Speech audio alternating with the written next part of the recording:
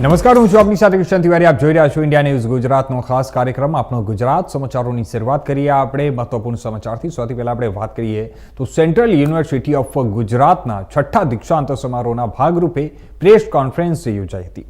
ડભોઈ તાલુકાના કુંઢેલા ખાતે આવેલા સેન્ટ્રલ યુનિવર્સિટી ઓફ ગુજરાતમાં આગામી સમયમાં ત્યાં પદવીદાન સમારોહ યોજાવાનો છે. 15 તારીખે આ યોજાનાર દીક્ષાંત સમારોહમાં મુખ્યમંત્રી ભૂપેન્દ્રભાઈ પટેલ ઉપસ્થિત રહેશે અને તેમાં 662 વિદ્યાર્થીઓને ઉપાધિઓ આપવામાં આવશે. જે ભાગરૂપે આજરોજ પત્રકાર પરિષદ યોજવામાં આવી હતી. સેન્ટ્રલ યુનિવર્સિટી ઓફ ગુજરાતમાં ત્યાં આવનારા દિવસોમાં 15 નવેમ્બરના રોજ આ દીક્ષાંત સમારોહ યોજાવાનો છે અને તેને લઈને તમામ ફેકલ્ટીના કુલ 662 વિદ્યાર્થીઓને ઉપાધિઓ આપવામાં આવશે. આ સમારોહમાં સ્નાતકોત્તર અને એમફિલ અને પીએચડી સહિતના અભ્યાસક્રમોના વિદ્યાર્થીઓ ભાગ લેશે. આજરોજ યુનિવર્સિટીમાં યોજાયેલા પત્રકાર પરિષદમાં કુલપતિ પ્રોફેસર રમાશંકર દુબેએ જણાવ્યું હતું કે સમારોહમાં અતિથિ તરીકે ગુજરાત રાજ્યના મુખ્યમંત્રી ભૂપેન્દ્રભાઈ પટેલ પણ ત્યાં ઉપસ્થિત રહેશે અને વિદ્યાર્થીઓને ઉપાધિ પ્રદાન કરશે. ત્યારે પ્રથમ વખત દીક્ષાંત સમારોહ યુનિવર્સિટીના ડભોઈ તાલુકાના કુઢેલા સ્થિત કેમ્પસમાં યોજાવા જઈ રહ્યો છે.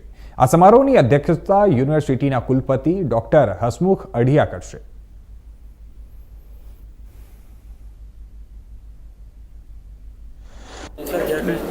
गुजरात केंद्रीय विश्वविद्यालय का 6वां दीक्षांत समारोह 15 नवंबर 2025 को शाम को 5 बजे इस विश्वविद्यालय के कुंदेला परिसर में आयोजित है और इसमें अध्यक्षता करेंगे माननीय डॉक्टर हसमुख अढ़िया जी, जो कि हमारे विश्वविद्यालय के चांसलर हैं, और मुख्यमंत्री जी रहेंगे. और इसमें 662 छात्र छात्राओं को डिग्री दी जाएगी, जिसमें कि 47 छात्र छात्राओं को मेडल दिया जाएगा.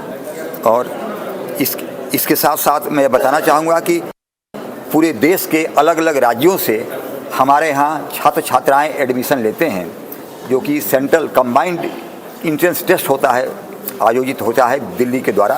तो वहाँ से यहाँ पर अलग अलग देश के जगहों से छात्र छात्राएँ आते हैं. तो इसलिए छात्र छात्राओं के लिए भी तैयारी हम कर चुके हैं कि आएंगे, यहाँ पर रुकेंगे और यहाँ पर अपना मेडल लेंगे, यहाँ पर अपनी डिग्री. સમાચારોમાં હવે આ તરફ આપણે આગળ વાત કરીએ જૂનાગઢની. તો જૂનાગઢ એસુજીના માંગરોળમાં દરોડા પાડવામાં આવ્યો છે. જે આપણે વાત કરીએ તો માંગરોળમાં 2 શંકાસ્પદ યુવાનો ઝડપાયા છે. બંને યુવાનો કાશ્મીરના છે, તે પૂછપરછ દરમિયાન સામે આવ્યું છે. ત્યારે જિલ્લાના હોવાનું કાશ્મીરના હોવાનું જણાવવામાં આવ્યું છે. માંગરોળમાં ફાળો ઉઘરાવવા આવ્યા હોવાની પ્રાથમિક માહિતી સામે આવી છે. બંને સગા ભાઈઓની એસઓજી પોલીસે હાલ ધરપકડ કરી છે અને પૂછપરછ હાથ ધરી છે. જુનેદ અહેમદ મુહમ્મદ આઝાદ અને એમની સાથે મકરાણી તેમજ તેનો નાનો ભાઈ નિયાઝ અહેમદ મુહમ્મદ આઝાદ તે 2 આરોપીઓ ઝડપાયા છે. અત્યારે હાલ એસઓજી પોલીસે તમામ પૂછપરછ હાથ ધરી છે અને આગળની તમામ પ્રકારની કાર્યવાહી ત્યાં કરવામાં આવી રહી છે.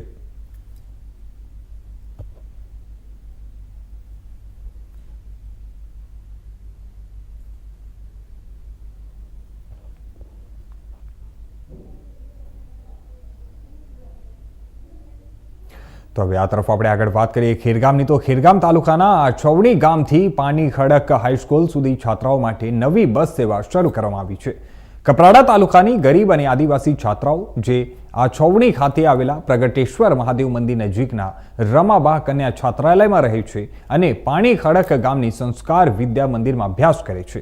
તેમને આ સેવા મોટી રાહત આપનાર બની છે. છેલ્લા 2 વર્ષથી ધર્માચાર્ય પ્રભુદાદા અને પ્રગટેશ્વર સેવા સમિતિ દ્વારા આ છોવણીમાં રહેઠાણ, ભોજન અને અન્ય સુવિધાઓ પૂરી પાડવામાં આવી રહી છે. છાત્રાઓને શાળાએ આવવા જવા માટે સરકારી બસ કે ખાનગી વાહનોના અભાવના કારણે ત્યાં તેમને મુશ્કેલીઓ થતી હતી. હવે આ બસની સેવાઓ શરૂ થતાં શિક્ષણ પ્રત્યે નવી ઉમંગ અને સુરક્ષિત મુસાફરીનો આ માર્ગ ખુલ્યો છે, જે ગ્રામ્ય શિક્ષણ માટે આશાજનક પગલું સાબિત થશે.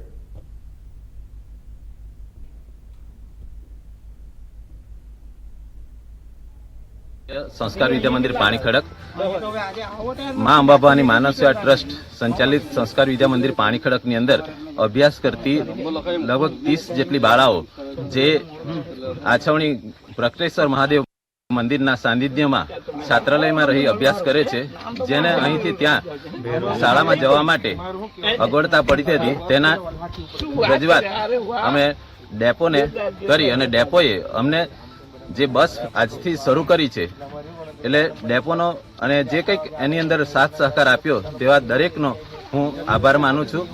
અને બીજું કે આ આયોજન કરવા માટે મને બીઆરસી ના જે સીઆરસી છે જીગરભાઈ ખેરગામના, એમણે સહકાર આપ્યો, એમનો પણ ખૂબ ખૂબ આભાર.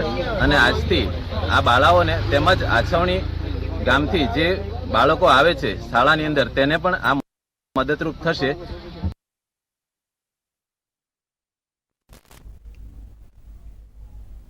તો હવે આ તરફ આપણે આગળ વાત કરીએ અરવલ્લીની. તો દિલ્હીમાં થયેલા કાર બ્લાસ્ટની ઘટના બાદ અરવલ્લી પોલીસ એક્શન મોડમાં આવી છે. ગુજરાત અને રાજસ્થાનને જોડતી અંસોલ ચેકપોસ્ટ પર સરપ્રાઇઝ વાહન ચેકિંગ હાથ ધરવામાં આવ્યું હતું. ત્યારે જણાવી દઈએ કે આ જિલ્લામાં 6 જેટલી ચેકપોસ્ટો પર પોલીસનું સરપ્રાઇઝ વાહન ચેકિંગ હાથ ધરવામાં આવ્યું. 15 પોલીસ અધિકારીઓ અને 100 જેટલા પોલીસ કર્મીઓ દ્વારા ચેકિંગ હાથ ધરવામાં આવ્યું હતું. ત્યારે શંકાસ્પદ વાહનો અને વ્યક્તિઓ પર પોલીસની બાજ નજર રાખવામાં આવી રહી છે. 3 માસ અગાઉ મોડાસામાંથી આતંકી પકડાયો હતો. ત્યારે પોલીસની જુદી જુદી ટીમો દ્વારા અસામાજિક ગતિવિધિઓ પર તપાસ તેજ કરવામાં આવ્યું છે.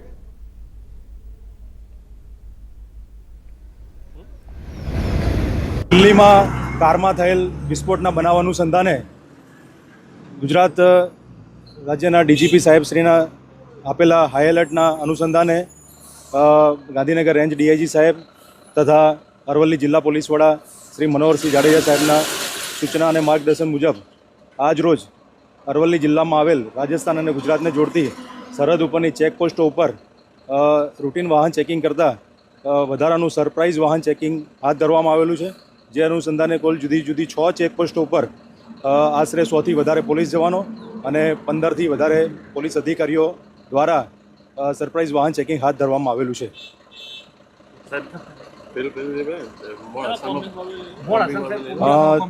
તેમજ ગઈકાલે મોડાસા શહેરમાં પણ આપેલા હાઈ એલર્ટના આધારે જુદા જુદા અગાઉના ગુનાઓમાં પકડાયેલા અસામાજિક તત્વો તથા અગાઉ જે આવી જુદી જુદી પ્રતિબંધિત સંસ્થાઓમાં જોડાયેલા લોકોનું પણ સરપ્રાઇઝ ચેકિંગ કરવામાં આવેલું હતું. એમની પૂછપરછ હાથ ધરવામાં આવેલી અને એમની પ્રવૃત્તિ ઉપર પણ અરવલ્લી પોલીસ દ્વારા વોચ રાખવામાં આવેલ છે. તો હવે આ તરફ આપણે આગળ વાત કરીએ નવસારીની. તો નવસારી જિલ્લાના બિલીમોરા શહેરમાં બનેલી એક ફિલ્મી સ્ટાઇલની અથડામણથી ચકચાર મચી ગઈ છે. સ્ટેટ મોનિટરિંગ સેલની ટીમને ગુપ્ત માહિતી મળી હતી કે શાર્પ શૂટર ગેંગના સભ્યો હથિયાર સોંપવા માટે શહેરમાં આવવાના છે.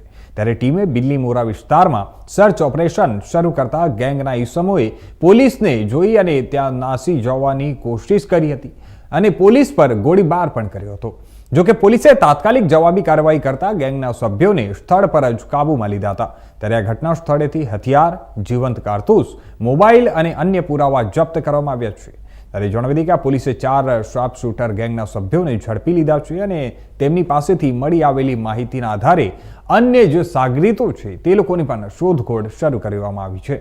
હાલ આ સમગ્ર ગેંગ પોલીસ જાપ્તામાં છે અને પૂછપરછ ચાલુ છે. ઘટનાએ આ જિલ્લામાં ગુનાહિત તત્વોમાં ભયનો માહોલ ફેલાવ્યો છે.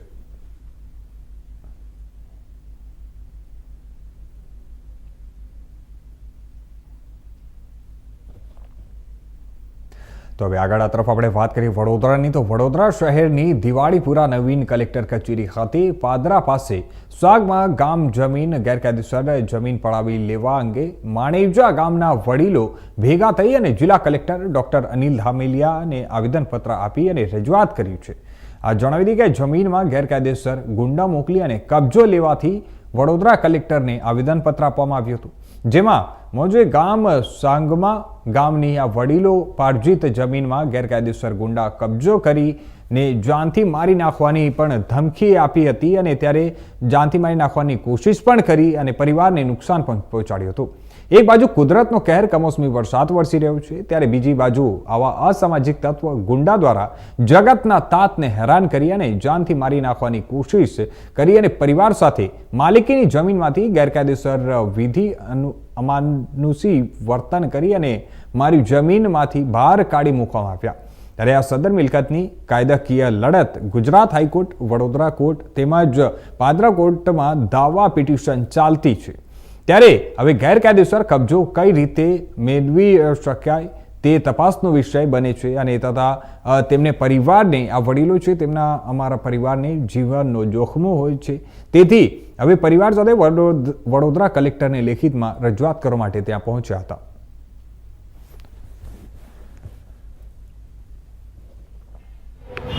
આજે અમે આવેદનપત્ર કલેક્ટર સાહેબશ્રીને આપવા આવ્યા છે.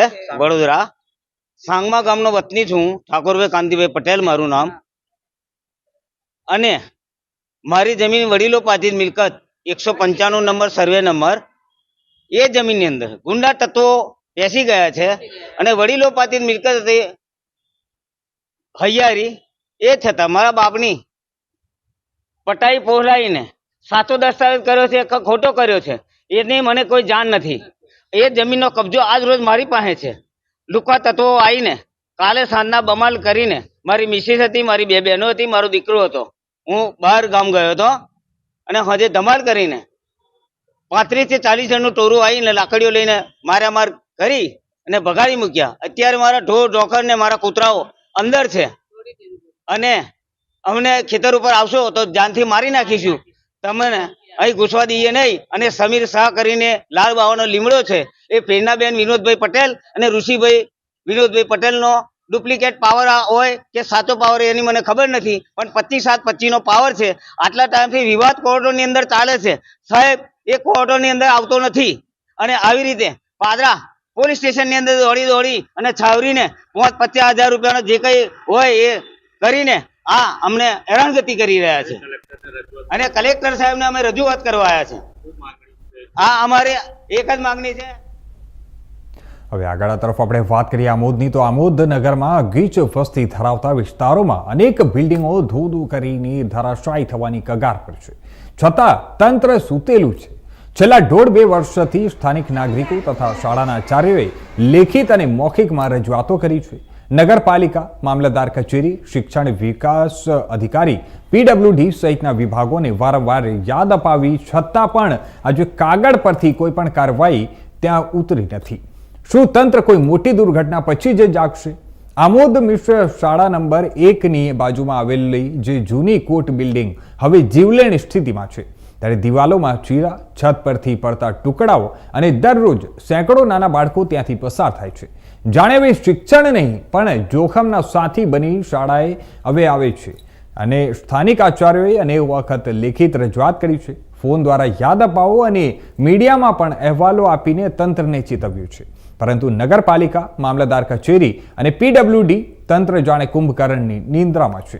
આમોદ મામલતદાર કચેરીની સામે આવેલી બહુમાળી બિલ્ડિંગ તથા તિલક મેદાન પાસેની રંગોત્સવ બિલ્ડિંગ બંને પણ અત્યંત જર્જરિત અવસ્થામાં છે. કેટલાક મહિના પહેલા રંગોત્સવ બિલ્ડિંગની નજીક એક ક્રિકેટ રમતા એક વ્યક્તિના માથા પર છતનો ભાગ પડતા ગંભીર ઈજા પહોંચી હતી. પરંતુ એ બનાવ પણ તંત્ર માટે ચેતવણી નહીં પણ નવાઈ વગરની ઘટના બની રહ્યો છે. અગાઉ પણ મીડિયાના માધ્યમથી આ સમાચાર પણ પ્રસારિત થયા હતા કે આ છેલ્લા ઘણા સમયથી મિશ્ર શાળાને જોડીને આ જે જૂની કોર્ટ કચેરી આવેલી છે ખૂબ જર્જરિત છે. જ્યારે હું અહીંયાથી પસાર થતો હતો ત્યારે આચાર્ય સાહેબ સાથે મેં સંપર્ક સાધ્યો, ત્યારે આચાર્ય સાહેબે પણ કીધું લાગતા વળગતા તમામ અધિકારીઓ, તમામ કચેરીઓને એમને મૌખિક અને લેખિતમાં રજૂઆત કરી છે, પણ આજ દિન સુધી કોઈ પણ આની પર તટસ્થ કામગીરી કરવામાં આવેલી નથી. જાતે મેં આજે સ્થળ ઉપર આવીને જોયું તો આજે તમે અહીંયા આગળ જાતે નજીક ઉભા રહો, આપણે ખુદને પણ ડર લાગે. મોટા મોટા પોપડા છે, ઉપર મોટી મોટી પાઇપો છે, આજે નાના નાના ભૂલકાઓ અહીંયા આગળ રમી રહેલા હોય છે. કાલ ઉઠીને કોઈ મોટી હોનારત બનશે તો આના માટે જવાબદાર કોણ? જેના કારણે અહીંના સ્થાનિક ધારાસભ્ય હોય, તમામ પદાધિકારી હોય, અધિકારીઓ તમામને આજે હું એક રિક્વેસ્ટ કરવા માટે આવ્યો છું કે આમોદમાં ખરેખર તમે જોવા જાવ તો આ જૂની કોર્ટ કચેરી છે, હાઉસિંગ બિલ્ડિંગ આવેલી છે, તેમજ તિલક મેદાનમાં જે ગોડાઉન આવેલી છે ખૂબ જર્જરિત છે. અવારનવાર ત્યાં અકસ્માત પણ થાય છે. કાલ ઉઠીને કોઈ મોટી માનહાનિ થાય એના કરતા.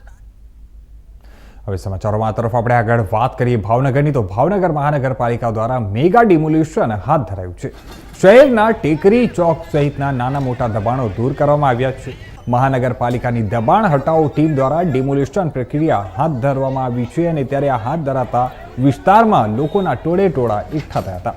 વર્ષોથી દબાણો કરી બેઠેલા અડચણરૂપ દબાણ તથા શેડ દૂર કરવામાં આવ્યા છે. મહાનગરપાલિકા દ્વારા જગ્યાઓ ખુલ્લી કરતા વિસ્તારમાં ટ્રાફિકની સમસ્યાઓમાંથી રાહત મળશે.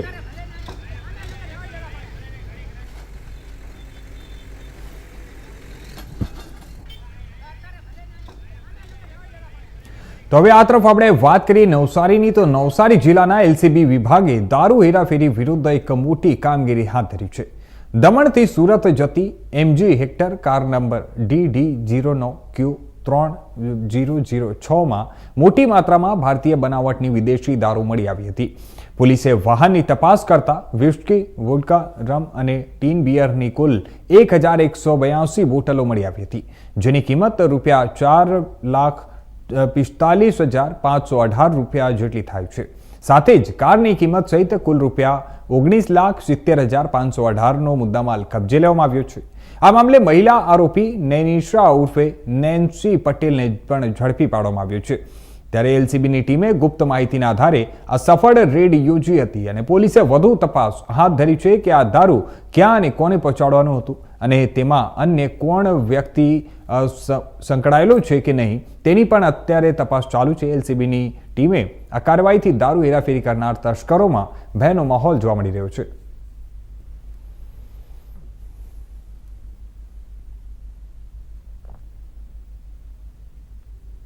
તો હવે આગળ તરફ આપણે વાત કરીએ દાહોદની. તો લીમખેડાના પાલી ગામે નેશનલ હાઈવેના ઓવરબ્રિજ પર ટ્રિપલ અકસ્માત સર્જાયો. ડમ્પર, લક્ઝરી બસ અને ક્રુઝર ગાડી વચ્ચે અકસ્માત સર્જાયો હતો.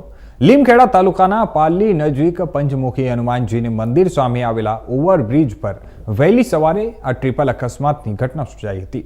ત્યારે આ પંક્ચર થઈ ગઈકાલથી બ્રિજ પર ઉભેલી રેતી ભરેલા ડમ્પર સાથે લક્ઝરી બસ ત્યાં અથડાઈ હતી. ત્યારે ડમ્પર પાછળ કોઈ પણ પ્રકારની ચેતવણી લાઇટ કે નિશાની ન મુકાતા બસ સીધી ડમ્પર પાછળ અથડાઈ હતી. લક્ઝરી બસની પાછળ આવતી ક્રુઝર ગાડી પણ અથડાતા ટ્રિપલ અકસ્માતની ઘટના સર્જાઈ હતી અને જેમાં ખાનગી લક્ઝરી બસમાં સવાર 30 મુસાફરોમાંથી આશરે 18 થી 20 લોકોને નાની મોટી ઈજાઓ પહોંચી. 108 મારફતે ઈજાગ્રસ્તોને લીમખેડા સરકારી હોસ્પિટલમાં સારવાર અર્થે ખસેડવામાં આવ્યા છે. સદનસીબે આ ઘટનામાં કોઈ પણ જાનહાનિ થઈ નથી. અકસ્માતની જાણ થતાં જ લીમખેડા પોલીસ ઘટના સ્થળે પહોંચી અને વધુ તપાસ શરૂ કરી છે.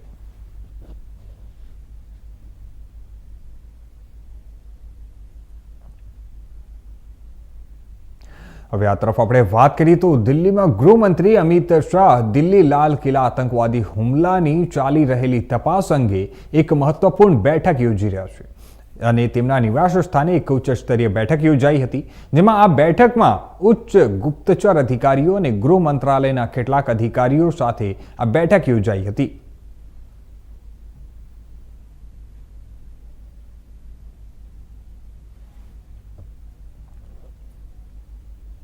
તો આગળ હવે વાત કરીએ આપણે રાજકોટની. તો રાજકોટમાં 29 ઓક્ટોબરના રોજ રાજકોટના માંગડા રોડ પાસે આવેલા પ્રગતિ હોસ્પિટલ નજીક બે ગેંગ વચ્ચે અંધાધૂંધી ફાયરિંગ કરવામાં આવ્યું હતું અને જેમાં ફાયરિંગનું મુખ્ય કારણ જૂની અદાવત હતી.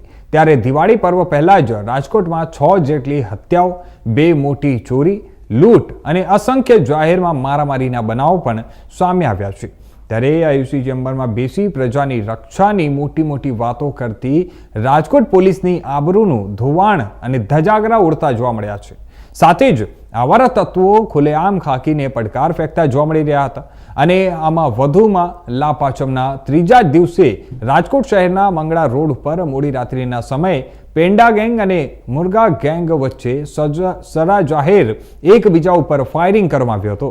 ત્યારે સમગ્ર મામલો મીડિયા સમક્ષ આવતા રાજકોટ મીડિયા દ્વારા પોલીસની કામગીરી ઉપર સવાલો ઊભા કર્યા હતા અને આથી જ રાજકોટ શહેર પોલીસ દ્વારા પોતાની આબરૂ બચાવવા તપાસનો ધમધમાટ શરૂ કર્યો હતો.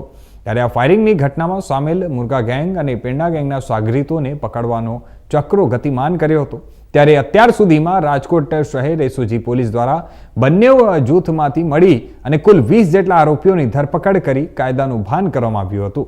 જે દરમિયાન હવે ગઈકાલે પણ રાજકોટ શહેર એસઓજી પોલીસ દ્વારા મુર્ગા ગેંગના મુખ્ય સૂત્રધાર સમીર ઉર્ફે મુર્ગો યાસીન પઠાણથી સોહિલ ઉર્ફે ભાણો અનિયાની ધરપકડ કરવામાં આવી હતી. 2014 થી 17 કે 18 સુધીમાં જે 1400ની આસપાસ સંડાસ કૌભાંડ થયેલા છે એની તપાસની માંગ અમે કરેલી છે અને અમે ધારાસભ્યશ્રીને આવેદન આપવાના છે કે તેની ઝડપી તપાસ થાય એવી અમે માંગ કરેલી છે. બીજો એક સવાલ એ છે કે આજે 12-13 વર્ષથી સરકાર સત્તામાં છે અને હજુ સુધી ફક્ત તપાસ જ થાય છે, તેને લઈને શું કહેશો તમે? હજુ ઉપરથી તપાસના આદેશ આવેલા છે, વિજિલન્સ તપાસ આવવાની બાકી છે. જે તપાસ થયા પછી જ ખબર પડશે કે કયો શું કેટલા કરોડનો ભ્રષ્ટાચાર થયેલો છે એમાં. હા, એ સમયને 12 વર્ષ પૂર્ણ થવા આવેલા છે અને જે આક્ષેપો કરવામાં આવે છે તદ્દન ખોટા પાયા વિહોણા કરવામાં આવેલા છે. એ બાબતની અંદર શૌચાલયની અંદર સુપરવિઝન થતું હોય છે, એન્જિનિયર શ્રી પણ એની તપાસ કરતા હોય છે. સરકારશ્રીએ નિમેલા થર્ડ પાર્ટી ઇન્સ્પેક્શન તારીખના રોજ રાજકોટની પ્રગતિ હોસ્પિટલ પાસે રાત્રિના સમયે બે જૂથ વચ્ચે ફાયરિંગ કરવામાં આવ્યા હતા. તેના સીધા દ્રશ્યો જોઈ રહ્યા છો કે અત્યારે જે પોલીસ દ્વારા જે ફાયરિંગની ઘટના બની હતી, મુરઘા ગેંગ અને પેંડા ગેંગ જે કહેવાય રાજકોટમાં જે સક્રિય થઈ હતી અને જે બંને પક્ષો દ્વારા એકબીજા ઉપર અંગેખોટા વચને લઈને ફાયરિંગની જે ઘટના કરવામાં આવી હતી, ત્યારે ક્યાંક ને ક્યાંક જે કહેવાય પોલીસને પણ પડકાર ફેંક્યો હતો. ત્યારે આવા જે અંધાધૂંધી ફાયરિંગને લઈને જ્યારે પોલીસની પણ આબરૂના લીલા ઉડ્યા હતા, ત્યારે સમગ્ર બાબતે પોલીસે તપાસનો ધમધમાટ શરૂ કર્યો હતો અને બંને ગેંગોને જે કહેવાય ધ્વસ્ત કરવા માટે ચક્રો ગતિમાન કર્યો હતો. તપાસ શરૂ કરી હતી. ત્યારે ક્યાંક ને ક્યાંક કહેવાય કે પોલીસ દ્વારા જે પેંડા ગેંગના બધા સાગરિતોને પકડી પાડવામાં આવ્યા હતા અને સાથે હવે જે કહેવાય કે મરઘા ગેંગ હતી, જે મુરઘા ગેંગ સામેની, તો તેને પણ અત્યારે પોલીસ દ્વારા પકડી પાડવામાં આવ્યો છે અને એના મુખ્ય સૂત્રધાર છે સમીર ઉર્ફે મુરઘો, યાસીન પઠાણ, શાહનવાજ ઉર્ફે નવાઝ મુસ્તાક વેત્રોળ અને સાહિલ ઉર્ફે ભાણો સિકંદર ચાનિયાની જે કહેવાય એસઓજી પોલીસ દ્વારા ગઈકાલે ધરપકડ કરવામાં આવી છે. અને આજે જોઈ રહ્યા છો અત્યારે પોલીસ દ્વારા જે કહેવાય એસઓજી પોલીસ દ્વારા જે પ્રગતિ હોસ્પિટલ છે કે જ્યાં ફાયરિંગની ઘટના બની હતી, ત્યાં અત્યારે ઘટના સ્થળે લઈ જઈ સમગ્ર ઘટનાનું રિકન્સ્ટ્રક્શન કરવામાં આવ્યું છે. ત્યારે અવારનવાર જે આવા જે લોકો છે તે પોલીસને પડકાર ફેંકતા હોય છે, ત્યારે અત્યારે પોલીસે પણ આવા લોકો ઉપર લાલાક કરી છે અને આવા લોકોને કહેવાય તે કાયદાના પાઠ શીખવવાનું કામ શરૂ કર્યું છે. કેમેરામેન હાર્દિક મોડિયા સાથે પ્રતિક લીંબાણી. હવે આગળ તરફ આપણે વાત કરીએ મહેસાણાની, તો બોરિયાવી ગામે સૈનિક સ્કૂલનો ઉદ્ઘાટન સમારોહ યોજાયો હતો, જેમાં દૂધ સાગર ડેરી અને દોરડા દ્વારા સંચાલિત સાગર સૈનિક સ્કૂલનું ઉદ્ઘાટન સમારોહ યોજાયો હતો. 20 વીઘા જમીનમાં નિર્માણ પામેલા ગ્રીનફિલ્ડ સંકુલ ધોરણ 6 થી 12ના 750 જેટલા વિદ્યાર્થીઓને ભણવા અને રહેવાની સુવિધાઓવાળું સંકુલ બનશે. ત્યારે કેન્દ્રીય ગૃહમંત્રી અમિત શાહ દ્વારા આ વર્ચ્યુઅલ ઉદ્ઘાટન કરવામાં આવ્યું. આ બોરિયાવી ગામે યોજાયેલા ઉદ્ઘાટન સમારોહમાં મુખ્યમંત્રી ભૂપેન્દ્ર પટેલ પણ હાજર રહ્યા હતા.